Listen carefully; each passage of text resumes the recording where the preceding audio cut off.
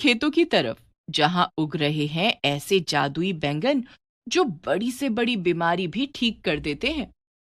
सुखिया अपने खेत में फसल की रखवाली कर रहा था। उसने अपने खेत में आलू और प्याज की फसल लगाई थी। सुखिया इस बार बहुत आस लगाए बैठा कि उसकी फसल बहुत अच्छी होगी। तभी उसका दोस्त मनसुख वहां आता है। क्या बात है सुखिया, फसल की बड़ी देखभाल कर रहे हो।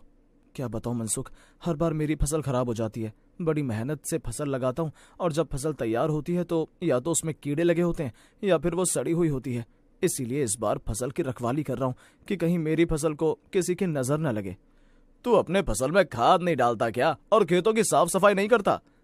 करता हूँ, सफाई भी करता हूँ और खाद भी डालता हूँ, लेकिन न जाने क्यों मेरी फसल हर बार खराब हो जाती है। अगर इस बार भी फसल खराब हो गई तो मैं कहीं का नहीं रहूंगा। फसल बुआई के लिए लाला से कर्जा जो लिया है। परेशान मत हो सुखिया, इस बार तेरी फसल अच्छी होगी देखना। इतना कहकर मनसुख वहां से चला जाता है। सुखिया खेती करके अपने छोटे से परिवार का पेट पाल रहा था, लेकिन बार बार फसल खराब हो जाने के कारण कुछ कमाई नहीं हो रही थी और उसके परिवार का गुजारा मुश्किल से ही चल रहा था। उसके परिवार में उसकी पत्नी चंपा और 2 साल का बेटा सोनू था। सोनू बचपन से ही बोल नहीं सकता था। सुखिया के पास इतने पैसे भी नहीं थे कि वो सोनू का अच्छी तरह से इलाज करा सके। दोनों पति पत्नी इस चिंता में रहते कि उनके बाद सोनू का क्या होगा।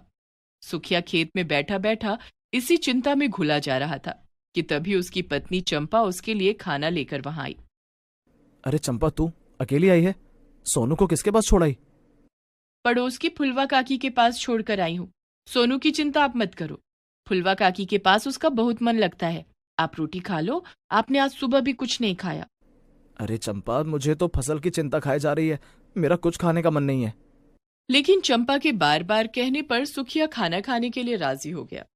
जैसे ही सुखिया ने रोटी का पहला निवाला तोड़ा, तभी वहां एक भिखारी आया और उसने सुखिया से कहा, मालिक, मुझे कुछ खाने के लिए दे दो, भगवान तुम्हारा भला करेगा, बहुत दिनों से भूखा हूँ।